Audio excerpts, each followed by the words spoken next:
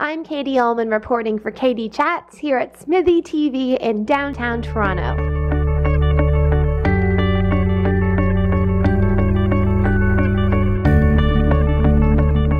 Hi, I'm Katie Ullman reporting for KD Chats here in downtown Toronto with filmmaker Frank Caruso. Hi, as someone who started out in theater and did 45 plays, you were one of the leads in over 20 plays. What was it like then transitioning into film? It was very difficult because in theater you have a live audience. It's wonderful, you know, you get immediate feedback. By the way, I was in New York last week and I saw Tom Hanks. Apparently it was his first gig on Broadway. He was fabulous. He was nominated for a Tony. Oh. But apparently it was I had no idea it was his first gig, and he was amazing. The whole cast was amazing. But he was saying afterwards, like, what took him so long to actually go to Broadway, you know?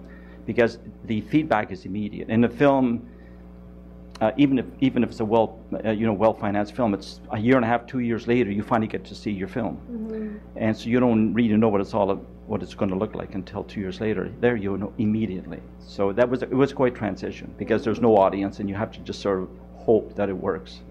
And you started out with No Angel. What inspired you to make that film, and how did it launch your career from there?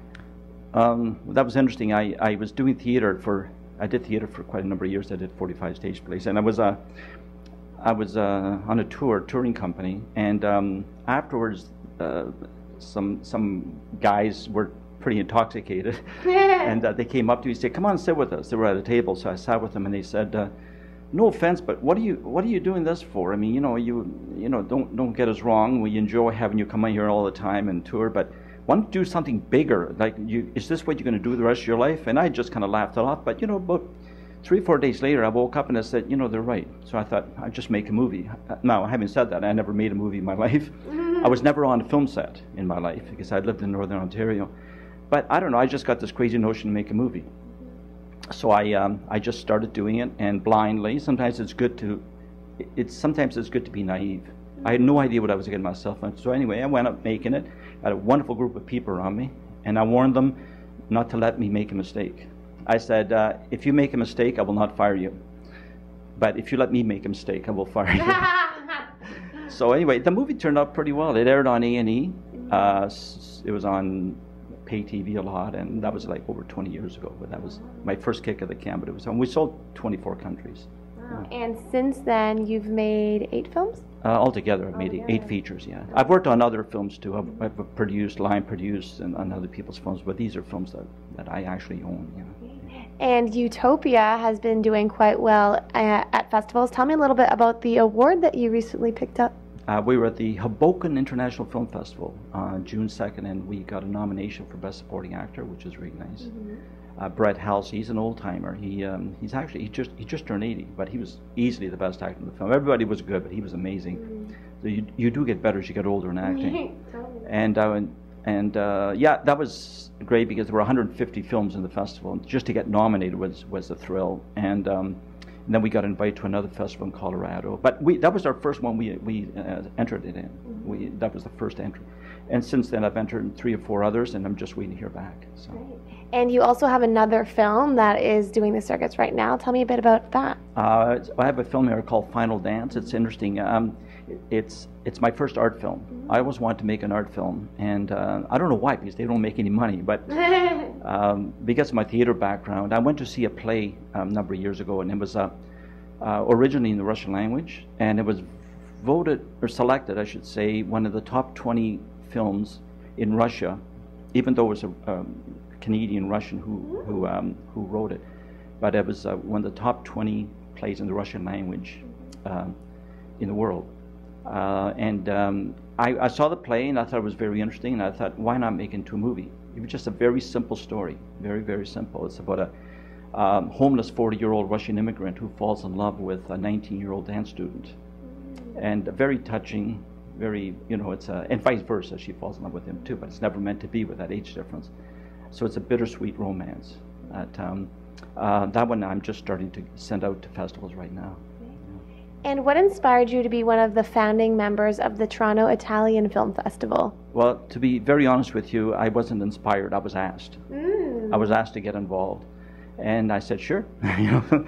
And that was back in 1999. And I was the head programmer until 2006. And then I left it. It was taking up a lot of my time. I loved it, but I had to get back to making movies. So yeah. And you were also on the Gemini committee in 2009. What was that experience like? Very interesting. Yeah, it was very interesting. I mean, you got to watch a lot of shows. Yeah. You know, and it's very difficult selecting. Extremely difficult. I mean, I was just on the Vaughan Film Festival, just started recently. I was one of the judges on that, and the Polish Film Festival, I was one of the judges on that. So it's very, very difficult, and it's also very subjective, isn't it? I mean, you and I might see the same movie and have totally different opinions. I mean, in math, 2 and 2 is 4, and 4 and 4 is 8. In film, there are no absolutes. Yeah. You just have, it's gut feeling, gut instincts, and what you personally like, you know. Like, I love Woody Allen, not everybody likes Woody Allen, you know, so yeah, it's very difficult.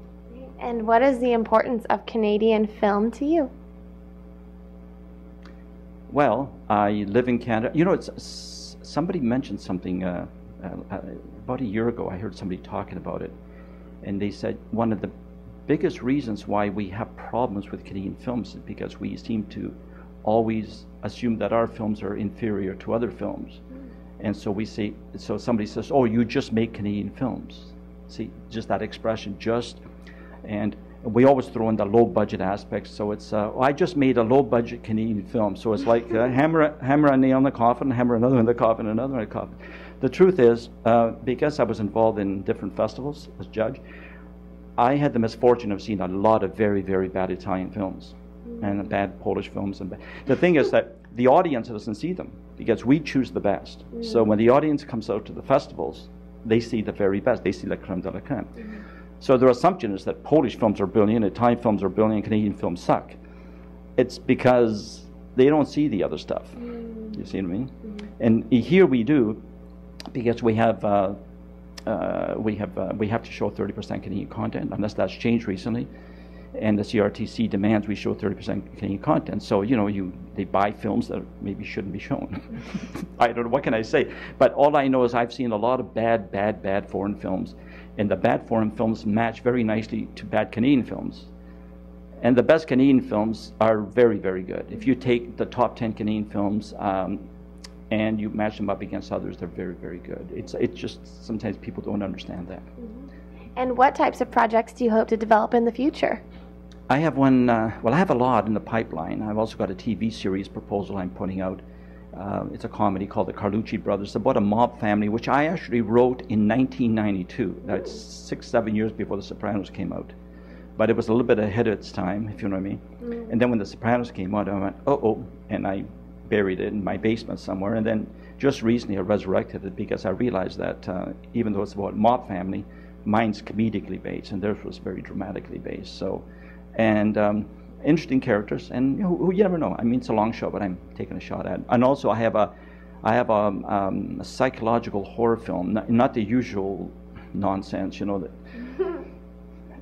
zombies and vampires. This one's it's very scary. It's demonic possession, but based on some true events, and that I hope will be my next project. You know. And where's the best place to find out more information on you and your upcoming projects and past projects online? www.carusofilms.com. The CARUSOFILMS.com.